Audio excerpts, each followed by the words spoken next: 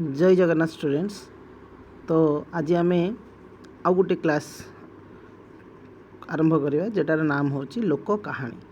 तो आम previous class मानकर आम पढ़ीचु जे लोक साहित्य विषय लोक साहित्य आम पढ़ी कौन ना लोकगीत पढ़ी। ओके, तो लोकगीत आम चारि प्रकार गीत आम पढ़ी जेटा कि नारी गीत, पुरुष गीत, नारी पुरुष गीत आउ शिशु गीत। तो ये बाबद रे आम पढ़ी। तो जो मैंने आम वीडियो रे नुआ अच्छ से मैंने जाकि एक्चुअली आम प्रीवियस वीडियो गुड़िक देख से आम से वीडियो दुईटा जस्ट छाड़ाई। तो मुझे चाहूँगी कि जे आमर यूट्यूब रे केवल क्लास गुड़िक पकेमी सब क्लास पकाइबा चेष्टा करी। ओके, जार जोटा दरकार भी तुम कमेंट सेक्शन रे निहाती भाव में लिख। आउ जो मैंने आम चैनल रे नुआ से माने सब्सक्राइब निहाती करिवो कहीं ना देन आम वीडियो निहाती पहुँची जीव। तो एबे आमे देखिबा लोक कहानी। तो पिला माने मु नोट आकार लिखि था भल ही था, बट मु चाहूँगी कि समस्ते लाइन बाय लाइन जान। ओके, क्वेश्चन कौटू भी आसीपे तेणु लाइन बाय लाइन पढ़ला माने कौन हम ना जेकोसी क्वेश्चन आसो आम सबूटा को अटेंड कर। ठीक अच्छे, तेणु आम आरंभ करवा जे लोक कहानी। तो कहानी तुम बुझीपार मु सर्ट्रे भी कहबी जे कहानी हूँ कौन ना जिते बड़े आम जाचु आम जेजे बापा जेजे माँ मैंने ठीक आम जिते घरे रोहू से आमको कहानी शुणाती नुह। तो से भली कहानी हूँ कौन बा गल्प ताको आम कहूँ। कहानी शुणा शुणा मनुष्य एक आदिम तथा सहजात प्रवृत्ति। आदि मानव कहानी को प्रस्तर गात्र चित्र रूपे देउथिला। भाषा सृष्टि हेबा परे से ताको भाषार प्रकाश कला। कंठर कंठ को जुगर जुग को स्थान स्थान को प्रसारित होई यह रूपरे परिवर्तन घटिला। बाट चला बाधा दूर करिबा पाई बिलव छादी कृषि कर्म बेले समय भूली जिबा पाई कहानी शुणा शुणाइबार प्रयोजन करिथाए। मनोरम ढंगरे कहानी कही पारिबा व्यक्तिर आदर समाज रे खूब बेसी। समाज को गल्प सागर बोली कहा जाए। तेणु से कौन कह जाए ना गल्प सागर, जो माने विभिन्न ढंगरे कहानी कहे कहती है। तो ताको आमे कौन कहीपर गल्प सागर। आबाल वृद्ध बनिता कहानी शुणाइबा व्यक्ति बा गल्प सागर पाखरे भिड़ जमाती। समय बदली जावा संगे संगे गल्प सागर माने लोप पाईगले। समाज रे वृद्ध वृद्धा माने कहानी कही कोमलमती बालक बालिका मानक मन खुशी कराइबार दायित्व नेले। मुझे कहीकि जाइए जो मैंने जेजेबापा जेजेमा था से ही कहानी पढ़ाती मैंने कहती संध्या बेले से नाती नातुणी गहन बसी से मन मतानिया कहानी सब शुणाती नुह। लोक कहानी लोकों मौखिक गद्य साहित्य और ओडिया साहित्य एक प्रधान संपद है। तेणु ए देशर केतेक कहानी अन्य प्रदेश सामान्य भिन्न रूप से प्रचलित थिबार जना जाए। संस्कृत पंचतंत्र बेताल पंचविंशति दश कुमार चरित्र 32 सिंहासन प्रभृति कहानी ग्रंथ मान प्रादेशिक भाषा मानकरे अनुदित होई प्रचारित हेबा द्वारा यह देश सादृश्य लिखित हुए। पुनश्च तीर्थयात्री भ्रमण व्यवसाय आदि भिन्न भिन्न कार्योपलक्षे एक देशरू अन्य देश को जाउथिबा व्यक्ति मानक द्वारा कहानी प्रचार प्रसार घटी थाए। तेणु पिला माने तेणु लोक कहानी को आम कौन कहीपर ना विश्व पर्यटक कह जाए। विश्व पर्यटक बोली कह जाए। केतेक लोक कहानी रोमांचमयी कल्पनारे परिपूर्ण और अन्य केतेक वास्तवमुखी चलती भाषा मनोहर कथन शैली एगुड़िक समृद्ध। ए लोकजीवन सरल विश्वास पारंपरिक रीतिनीति सामाजिक चलनी प्रचलित एगुड़िक लोक समाज को केवल आमोदित कर न थाए लोक जीवन को उपदेश माध्यम परिशुद्ध मध्य करि थाए। तेणु पिला माने आज पर्यंत संगृहीत ओडिया लोक कहानी संगृहीत लोकगीत ठारू संख्यार बहुत कम अच्छी, किंतु लोकगीत संग्रह काल में स्वर्गत गोपाल चंद्र प्रहराज निजे संग्रह करथिबा 21टी गल्प लोक कहानी को उत्कल कहानी अंगीभूत करथिले। बहुत इंपोर्टेंट रोची जिस गोपाल चंद्र प्रहराज जी की 21टी लोक कहानी से कलेक्ट करथिले बा लिखिथिले और सेथि मध्यरु हला ताकू आमे कौन कहिबा से जो माने ताकू मिसई देला परे ताकू उत्कल कहानी रो से सामिल करथिले।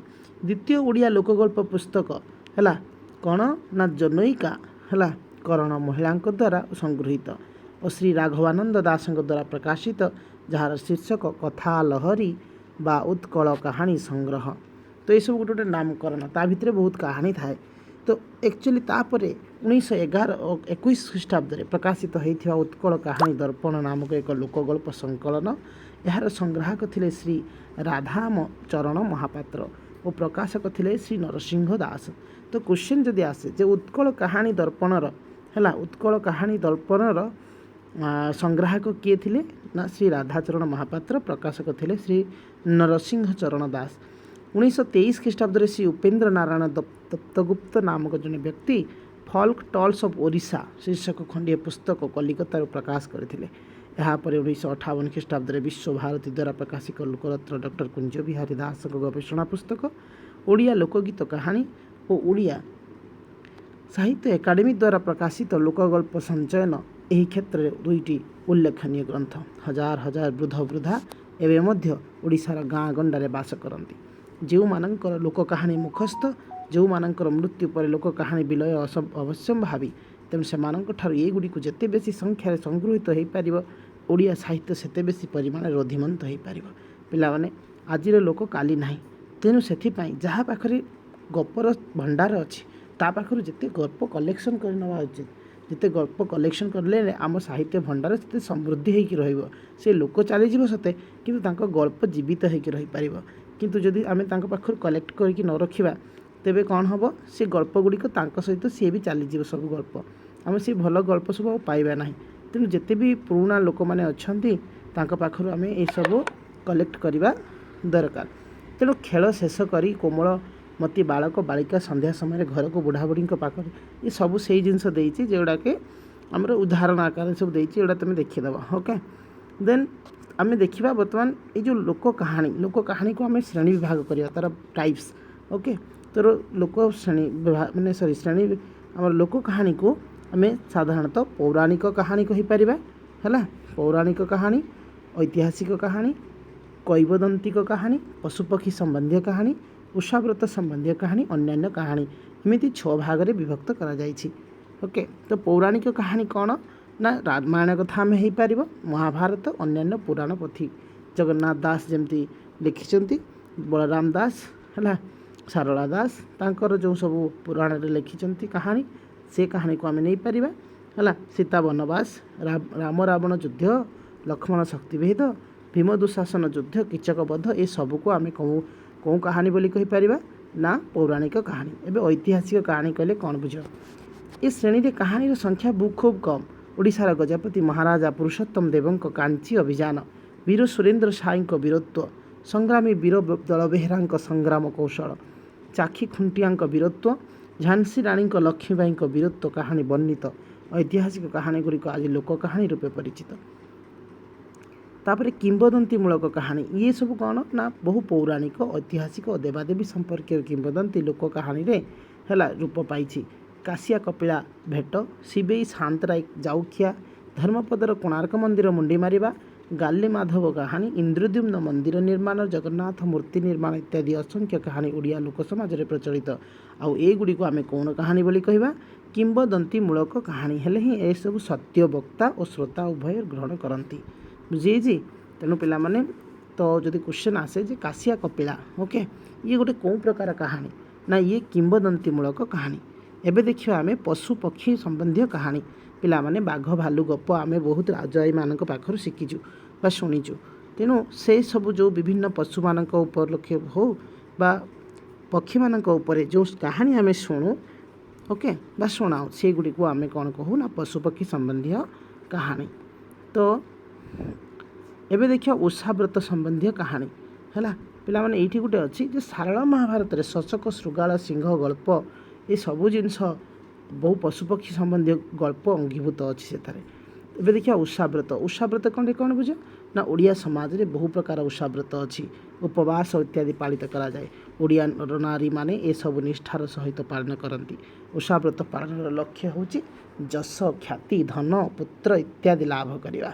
ଗ୍ରାମର ସ୍ତ୍ରୀ ଲୋକମାନେ ଏକତ୍ର ବିଭିନ୍ନ ଉଷାବ୍ରତ ପାଳନ କରନ୍ତି। ପ୍ରତି ଉଷା ବା ବ୍ରତ ସହିତ ଗୋଟିଏ ଗୋଟିଏ କାହାଣୀ ଜଡ଼ିତ ଅଛି। ତେଣୁ ଯେମିତି ସାବିତ୍ରୀ ବ୍ରତ, ଏମିତି ସବୁ ବିଭିନ୍ନ ବ୍ରତ ଅଛି।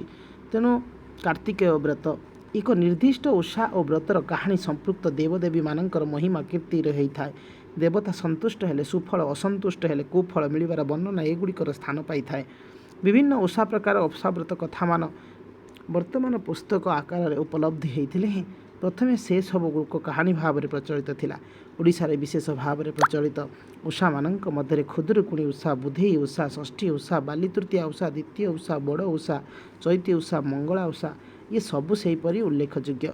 ତେଣୁ ଏପରି ବିଶେଷ ଲୋକପ୍ରିୟତା ଲାଭ କରିଥିବା ବ୍ରତଗୁଡ଼ିକ ମଧ୍ୟରୁ କେତୋଟି ସୋମନାଥ ବ୍ରତ, ଅନନ୍ତ ବ୍ରତ, ସୁଦଶା ବ୍ରତ ହେଲା, ରାଇ ଦାମୋଦର ବ୍ରତ ଏସବୁ ଇତ୍ୟାଦି ଇତ୍ୟାଦି ହେଉଛି ବହୁତ ମାନେ ବହୁତ ଫେମସ୍ ଅଛି ଏସବୁ ବ୍ରତ।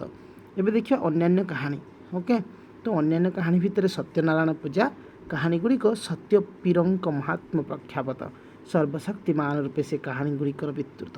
ଓଡ଼ିଶାରେ ଏହିପରି 20ଟି ପାଲା କାହାଣୀ ପ୍ରଚଳିତ ଥିବାର ଦେଖାଯାଏ। ଅଧିକାଂଶ ପାଲା ପ୍ରାୟତଃ ରାଜା, ରାଜପୁତ୍ର, ଧନୀ ବଣିକର କାହାଣୀକୁ ଉପଜୀବି କରି ଗଢ଼ି ଉଠିଛି। ସେଗୁଡ଼ିକର ସତ୍ୟପୀରଙ୍କ କ୍ରୋଧ, ପ୍ରତିହିଂସା, ବାଧ୍ୟତାମୂଳକ ସରଣି ଆଦାୟ ବର୍ଣ୍ଣନା ରହିଛି। ସାଧାରଣତଃ ପାଲା କାହାଣୀ ଗୁଡ଼ିକ ମିଳନାତ୍ମକ, ସୁଖ ସମୃଦ୍ଧି ଓ ସନ୍ତାନ ଲାଭ ଉଦ୍ଦେଶ୍ୟ ରଖି ସତ୍ୟନାରାୟଣ ପୂଜା ଆୟୋଜନ କରାଯାଇଥାଏ। ଏହି ପାଲାର ପୂର୍ବ ସାମାଜିକ ଆଦର ହ୍ରାସ ହୋଇଥିଲେ ହେଁ ଏହାର କାହାଣୀ ଗୁଡ଼ିକ ସାଧାରଣତଃ ଲୋକକାହାଣୀ ହିସାବରେ ଲୋକପ୍ରିୟତା ହରାଇ ନାହାନ୍ତି। ତ ପିଲାମାନେ ଏସବୁ ଥିଲା ବିଭିନ୍ନ ପ୍ରକାରର ବିଭିନ୍ନ ଅଲଗା ଯେତିକି କାହାଣୀ ଆମେ ପଢ଼ିଲୁ, ତାପରେ ଅନ୍ୟାନ୍ୟ କାହାଣୀ ଯେଗୁଡ଼ା। ତେଣୁ ସାରଳା ମହାଭାରତରେ ଯେମିତି ଅଳସୁଆ କାହାଣୀ ଆମେ ଦେଖିବା। ଓକେ, ତେଣୁ ସେଇ ସବୁ ବିଭିନ୍ନ ଆଉ ଅନ୍ୟାନ୍ୟ କାହାଣୀକୁ ଆମେ ଦେଖିପାରିବା। ତ ଏବେ ଆମେ ଦେଖିବା କ'ଣ, ଏବେ ଲୋକନାଟକ। ମୁଁ କହିଥିଲି ଲୋକଗୀତ ଆମେ ପଢ଼ିଥିଲୁ, ଲୋକ କାହାଣୀ ଗଲା, ଏବେ ଲୋକନାଟକ। ତ ପିଲାମାନେ ନାଟକ ବି ସେମିତି ଆମ ଓଡ଼ିଶାର ଭାଷାକୁ ସମୃଦ୍ଧ କରିବାରେ ଏ ନାଟକ ହେଲା ଅନ୍ୟତମ ସ୍ଥାନ ନିରୂପଣ କରେ। ଯେମିତିକି ଲୋକନାଟକ ପ୍ରାରମ୍ଭିକ ଅବସ୍ଥା ହେଲା। ଲୋକନାଟକ ହେଉଛି ନାଟକର ପ୍ରାରମ୍ଭିକ ଅବସ୍ଥା। ବିଧିବଦ୍ଧ ଭାବରେ ନାଟକର ସୃଷ୍ଟି ହେବାର ବହୁ ପୂର୍ବରୁ ଲୋକନାଟକର ପ୍ରଚଳନ ଥିଲା। ଲୋକନାଟକ ହେଉଛି ଲୋକଙ୍କ ନାଟକ, ଲୋକଙ୍କ ଦ୍ୱାରା ସ୍ପଷ୍ଟ ନାଟକ ଓ ଲୋକଙ୍କ ପାଇଁ ଉଦ୍ଦିଷ୍ଟ ନାଟକ। ବିଭିନ୍ନ ସାମାଜିକ ପର୍ବପର୍ବାଣି ସମ୍ପର୍କିତ ଧର୍ମକଥା, ଲୋକବିଶ୍ୱାସ, ଢଗ ଢମାଳି, ପ୍ରବାଦ ପ୍ରବଚନକୁ ପୁଞ୍ଜି କରି ଏସବୁ ରଚିତ। ତେଣୁ ଏହା ମଣିଷ ସମାଜ ସଂସ୍କୃତିର ବିଭିନ୍ନ ଦିଗରେ କଳାତ୍ମକ ପରିପ୍ରକାଶ। ଏହା ଜଣଙ୍କ ଦ୍ୱାରା ସୃଷ୍ଟି ନୁହେଁ, ଏହା ସାମୂହିକ ଉଦ୍ୟମର ଫଳ। ତେଣୁ ପିଲାମାନେ ଯେତେବେଳେ ନାଟକ ହୁଏ, ଯେତେବେଳେ ଯାତ୍ରା ହୁଏ, ସେତେବେଳେ ଗୋଟିଏ ଲୋକ ଯାତ୍ରା କରିପାରେନି, ବିଭିନ୍ନ ଲୋକ ମିଶିକି ଯାତ୍ରା କରନ୍ତି ହେଲା। ତେଣୁ ଲିଖିତ ରୂପରେ ପ୍ରକାଶିତ ହେବା ପୂର୍ବରୁ ପୁରୁଷ ଧରି ଲୋକଙ୍କ ମୁଖରେ ପ୍ରଚଳିତ ଥିଲା। କିନ୍ତୁ ଏଣୁ ଏହା ଲୋକଗୀତ, ଲୋକ କାହାଣୀ ଭଳି ମୌଖିକ ସାହିତ୍ୟର ଅନ୍ତର୍ଗତ। ଓକେ, ଆମେ ନାଟକଟାକୁ ଲେଖି ଦେଇପାରିବା, କିନ୍ତୁ ତାକୁ ନାଟକ କରିବା ପାଇଁ ବହୁତ ଲୋକ ଦରକାର ନୁହଁ। ତେଣୁ ଲୋକଙ୍କ ମନୋରଞ୍ଜନ ପାଇଁ ଲୋକ ନାଟକର ଉଦ୍ଭବ ଓ ବିକାଶ ହେଲା। ଲୋକ ନାଟକ ଯେତେବେଳେ ହୁଏ, ସେତେବେଳେ ଗୀତ, ବାଦ୍ୟ ଲାଇଟ୍ ଏସବୁ ଜିନିଷ ଆମେ ଦେଖିବାକୁ ପାଉ। ଯେମିତି ଲୋକନୃତ୍ୟ, ଲୋକଗୀତ ଏହା ଅପୂର୍ବ ସମନ୍ୱୟ। ଲୋକଭାଷାରେ ଏହା ରଚିତ। ଲୋକ ଚଳଣୀର ବିଭିନ୍ନ ବିଭାବ ଏଥିରେ ପ୍ରତିଫଳିତ। ଲୋକଶିକ୍ଷାର ଏକ ବଳିଷ୍ଠ ମାଧ୍ୟମ। ପୌରାଣିକ, ଐତିହାସିକ, ଲୌକିକ କଥାବସ୍ତୁକୁ ନେଇ ସାଧାରଣ ଲୋକନାଟକ ରଚିତ ହୋଇଥାଏ। ବେଳେବେଳେ ଏସବୁର ମିଶ୍ରିତ ରୂପ ଏହା ମଧ୍ୟ ଆତ୍ମପ୍ରକାଶ କରିଥାଏ। ଅଞ୍ଚଳ ଭେଦରେ ଓଡ଼ିଆ ଲୋକନାଟର ରୂପର ଭିନ୍ନତା ଦେଖାଦିଏ। ତେଣୁ ଜୀବନଯାପନ ପ୍ରଣାଳୀ, ଧର୍ମୀୟ ଚେତନା, ଭୌଗୋଳିକ ଉପସ୍ଥିତି, ଅର୍ଥନୈତିକ ବ୍ୟବସ୍ଥା, ଭାଷା ପ୍ରୟୋଗର ଇତ୍ୟାଦି ମଧ୍ୟରେ ଥିବା ଅସମାନତା ଭିନ୍ନତା ହେତୁ ନାଟକ ଭଳି ଲୋକନାଟକର ଅଭିନୟମୂଳକ ହେଲେ ନୃତ୍ୟ, ଗୀତ, ବାଦ୍ୟର ସମାବେଶରେ ହିଁ ଏହାର ପରିବେଷଣ ହେବା ସମ୍ଭବ। ଅନ୍ୟ ଭାଷାରେ ଲୋକନାଟକ ଅଭିନୟ, ନୃତ୍ୟ, ଗୀତ, ବାଦ୍ୟ ସମ୍ମିଳିତ ରୂପ। କେଉଁ ଲୋକନାଟକରେ ଅଭିନୟ ମାତ୍ରା ଅଧିକ ତ କେଉଁଥିରେ ନୃତ୍ୟ, କେଉଁଥିରେ ସଙ୍ଗୀତର ତ କେଉଁଥିରେ ବାଦ୍ୟର ମାତ୍ରା ଅଧିକ। ଏ ଦୃଷ୍ଟିରେ ଲୋକନାଟକୁ 4ଟି ଉପାଦାନରେ ବିଭକ୍ତ କରାଯାଇଛି। ଗୋଟେ ହେଉଛି ଅଭିନୟ ପ୍ରଧାନ ଲୋକନାଟକ, ନୃତ୍ୟ ପ୍ରଧାନ ଲୋକନାଟକ, ସଙ୍ଗୀତ ପ୍ରଧାନ, ଆଉ ଗୋଟେ ବାଦ୍ୟ ପ୍ରଧାନ ଲୋକନାଟକ ହେଲା। ତେଣୁ ପିଲାମାନେ ଏହି ବିଭାଗୀକରଣ ଦ୍ୱାରା ହେଲା ଆମେ ତା ବିଷୟରେ ଟିକେ ଜାଣିପାରିବା ଯେ କେଉଁ ପ୍ରକାର କେଉଁ ନାଟକ ହେଲା। ଯେ ରାମଲୀଳା, କୃଷ୍ଣଲୀଳା, ରାଧାକୃଷ୍ଣ ପ୍ରେମଲୀଳା, ଗୋପଲୀଳା, ରାସଲୀଳା ଏସବୁ ହେଉଛି ଅଭିନୟ ପ୍ରଧାନ ନାଟକ। ନୃତ୍ୟ ପ୍ରଧାନ କ'ଣ ନା ଛଉ ନାଚ, ଦାଣ୍ଡ ନାଚ, ପଟୁଆ ନାଚ, ଗୋଟିପୁଅ ନାଚ, ଡାଲଖାଇ ନାଚ, ଘୁମୁରା ନାଚ ଏସବୁ ହେଉଛି ନୃତ୍ୟ ପ୍ରଧାନ ନାଚ। ଏସବୁ ତ କୋଶ୍ଚିନ୍ ଯଦି ବି ଆସେ, ଏତେ ଇଜି କୋଶ୍ଚିନ୍ ଆସିବନି, ତଥାପି ବି ଯଦି ଆସେ ଆରାମସେ କରିପାରିବ ହେଲା। ତେଣୁ ଦାସକାଠିଆ ଗୋଟେ ସଙ୍ଗୀତ ପ୍ରଧାନ ନାଟକ ହେଲା। ପରାୟଣ ଗୋଟେ ସଙ୍ଗୀତ ପ୍ରଧାନ ନାଟକ। ସେମିତି ବାଦ୍ୟ ପ୍ରଧାନ ନା ଢଣ କୋଇଲା, ଧୁଡୁକି ନାଟ, ଚୈତି ଘୋଡ଼ା ନାଟ ଏସବୁ ହେଉଛି ବାଦ୍ୟ ପ୍ରଧାନ ନାଟ। ବୁଝିହେଲା ନାହିଁ ପିଲାମାନେ? ତ ଉପରେ ବର୍ଣ୍ଣିତ ଲୋକନାଟକକୁ ଉଦାହରଣ ସ୍ୱରୂପ ବର୍ଗୀକରଣ କରାଯାଇଛି। ଏହା ବ୍ୟତୀତ ଆହୁରି ଆଞ୍ଚଳିକ ଲୋକନାଟକ ଅଛି ଯେଉଁଗୁଡ଼ାକ କ'ଣ ବର୍ଣ୍ଣନାଟ, ଦଧି ନାଟ, ପାଇକ ନାଟ, ଲଉଡ଼ି ନାଟ ହେଲା। ଯଦି କ୍ୱେଶ୍ଚିନ୍ ଆସେ ଚାରିଟା ମଧ୍ୟରୁ ଗୋଟିଏ ମାନଙ୍କ ମଧ୍ୟରୁ କେଉଁଟି ମାନେ ଲୋକନାଟକ ହେଲା, ତେଣୁ ତୁମେ କହିବ। ତେବେ ଏ ଯେଉଁ ଲୋକ ସାହିତ୍ୟ ଆମେ ପଢ଼ା ସରିଲା, ତେଣୁ ଏହାର କ'ଣ ପ୍ରଭାବ ପଡ଼ିଲା? ଯଦି ଲୋକ ସାହିତ୍ୟ ଆମର ହେଇଛି ତା'ର ପ୍ରଭାବ କ'ଣ ପଡ଼ିଛି? ନା ଲୋକ ସାହିତ୍ୟ ଚିରକାଳ ପରବର୍ତ୍ତୀ ସାହିତ୍ୟକୁ ପ୍ରଭାବିତ ଓ ସମୃଦ୍ଧ କରି ଆସିଛି। କେତେବେଳେ ପ୍ରବଳ ଭାବରେ, କେତେବେଳେ କ୍ଷୀଣ ଭାବରେ ଓ ବିଦଗ୍ଧ ସାହିତ୍ୟ ମଧ୍ୟରେ ସାହିତ୍ୟର ପ୍ରଭାବ ଅବିଚ୍ଛନ୍ନ ହୋଇ ଆସିଛି। ଓଡ଼ିଶାର କୃଷକ କବି ସାରଳା ଦାସ ହେଲା, ଏହାଦ୍ୱାରା ପ୍ରଭାବିତ ହୋଇ ବହୁ ଲୋକଗଳ୍ପକୁ ନିଜ ରଚିତ ଗ୍ରନ୍ଥମାନଙ୍କ ବିନିଯୋଗ କରିଥିବା କଥା ପୂର୍ବରୁ କୁହାଯାଇଛି। ପଞ୍ଚସଖା ଯୁଗରେ ଏହି ଲୋକଗୀତ ଧାରା ଅଧିକ ବ୍ୟାପକ ହୋଇଥିଲା। ଷୋଡ଼ଶ ଶତାବ୍ଦୀରେ ଲୋକଧର୍ମ ଯୁଗ ଜଗନ୍ନାଥ, ବଳରାମ, ଅଚ୍ୟୁତାନନ୍ଦ ପ୍ରଭୃତି ଲୋକ ସଂସ୍କୃତିର ନେତାମାନେ ଧର୍ମକୁ ସଂସ୍କୃତିର ଦୁର୍ଗମ ଦୁର୍ଗରୁ ଲୋକ ସାଧାରଣଙ୍କ ଲାଗି ମୁକ୍ତ କରିଦେଇଥିଲେ। ଜଗନ୍ନାଥ ଦାସଙ୍କ ଭାଗବତ, ବଳରାମ ଦାସଙ୍କ ଦାଣ୍ଡି ରାମାୟଣ ଲୋକ ଗ୍ରହଣ ଯୋଗ୍ୟର ଭାଷାରେ ପରିବେଷିତ ହୋଇଥିଲା। ଉକ୍ତ ଦୁଇ ଗ୍ରନ୍ଥ ଲୋକ ଧର୍ମକୁ ଏଭଳି ନିବିଡ଼ ଭାବରେ ସ୍ପର୍ଶ କରିଛି ଯେ ପୁରାପୁରି ଲୋକଙ୍କର ବୋଲି ନିରାପଦରେ କୁହାଯାଇପାରେ। ବଳରାମ ଦାସଙ୍କ ବନ୍ଦଇ ହରି, ତ ମନେ ରଖ ପିଲାମାନେ, ଏଇଟା ଗୋଟେ ବହୁତ ଇମ୍ପୋର୍ଟାଣ୍ଟ ଯେଉଁଟାକି ଆମର ହଠାତ୍ କହିପାରିବୁ ନାହିଁ। ତ ବଳରାମ ଦାସ ତ ଆମେ ଜାଣିଲୁ ଦାଣ୍ଡି ରାମାୟଣ ଅଛି, କିନ୍ତୁ ବନ୍ଦଇ ହରି ବି ବଳରାମ ଦାସର ଅଛି। ତେଣୁ କରି ମସ୍ତକେ କପାଳେ ଶୁଭେ ଚିତା ଏ ପର୍ଯ୍ୟନ୍ତ ଚାହାଳିମାନଙ୍କର ସରସ୍ୱତୀ ପୂଜା ହରିତାଳିରେ ବୁଲା ଯାଉଥିଲା। ଜଗନ୍ନାଥ ଦାସ ଆହୁରି ମଧ୍ୟ ଲେଖିଛନ୍ତି ମୃଗୁଣୀ ସ୍ତୁତି। ପିଲାମାନେ ଆମେ ଦେଖ ଜଗନ୍ନାଥ ଦାସ ହେଲା ଭାଗବତ ସିନା ଲେଖିଥିଲେ, କିନ୍ତୁ ଆହୁରି ମୃଗୁଣୀ ସ୍ତୁତି, ଧ୍ରୁବ ସ୍ତୁତି, ଆଉ ଅଚ୍ୟୁତାନନ୍ଦ ଦାସଙ୍କ ଗୋପାଳଙ୍କ ଓଗାଳ ହେଲା, ଆଉ ଲଉଡ଼ି ଖେଳ, ଯଶବନ୍ତ ଦାସଙ୍କ ଗୋବିନ୍ଦ ଚନ୍ଦ୍ର, ଦୀନଭୂଷଣ ଦାସଙ୍କର ନାବକେଳି, ଭକ୍ତଚରଣ ଦାସଙ୍କ ମନବୋଧ ଚୌତିଶା, ଇଏ ବହୁତ ଇମ୍ପୋର୍ଟାଣ୍ଟ। ମନବୋଧ ଚୌତିଶା କାହାର ବୁଝିଯାଇଛି? ତେଣୁ ଇଏ ହେଉଛି ଭକ୍ତଚରଣ ଦାସ ପ୍ରଭୃତି ଲୋକମାନଙ୍କର ଲେଖା ଯାଇଥିଲା ହେଲା। ତେଣୁ ଲୋକେ ମଧ୍ୟ ସେଗୁଡ଼ିକୁ ସେହି ଭାବରେ ଗ୍ରହଣ କରିଥିଲେ। ବୁଝିଯାଇଛି? ତ ପିଲାମାନେ ଆମେ ଇଏ ଥିଲା ହେଉଛି ଆମର ଲୋକ ସାହିତ୍ୟ। ଆଜି ଆମର ଏ ଚାପ୍ଟର କମ୍ପ୍ଲିଟ୍ ହେଲା। ଏ ଲୋକ ସାହିତ୍ୟ ଉପରେ ଆମେ 3ଟା କ୍ଲାସ୍ କଲୁ, ଇଏ କ୍ଲାସ୍ ନମ୍ବର 3। ଓକେ, ତେଣୁ ସମସ୍ତେ ନିହାତି ଭାବରେ ଭଲସେ ପଢ଼ିବ ଆଉ ଚେଷ୍ଟା କରିବ ବୁଝିବା ପାଇଁ। ଯଦି କିଛି ଡାଉଟ୍ ଥିବ ମୋତେ ତୁମେ କମେଣ୍ଟ ସେକ୍ସନରେ ନିହାତି ଜଣାଇବ। ଆମେ ନେକ୍ସଟ କ୍ଲାସ୍ରେ ଦେଖିବା ଅଭିଲେଖ ସାହିତ୍ୟ, ତାପରେ ଆମେ ଦେଖିବା ଯେ ଚର୍ଯ୍ୟା ସାହିତ୍ୟ କ'ଣ, ନାଥ ସାହିତ୍ୟ କ'ଣ, ଏସବୁ ବିଷୟରେ ଆମେ ଡିଟେଲ୍ସ ଆଲୋଚନା କରିବା, ଲାଇନ୍ ବାଇ ଲାଇନ୍ ଆଲୋଚନା କରିବା। ଓକେ, ତ ତାପରେ ଆମେ କିଛି ଅବଜେକ୍ଟିଭ୍ କ୍ୱେଶ୍ଚିନ୍ ନେଇକି ଆସିବା। ତେଣୁ ସମସ୍ତେ ୟାକୁ ବୁଝିବା ପାଇଁ ଚେଷ୍ଟା କରିବ। Okay, thank you for watching.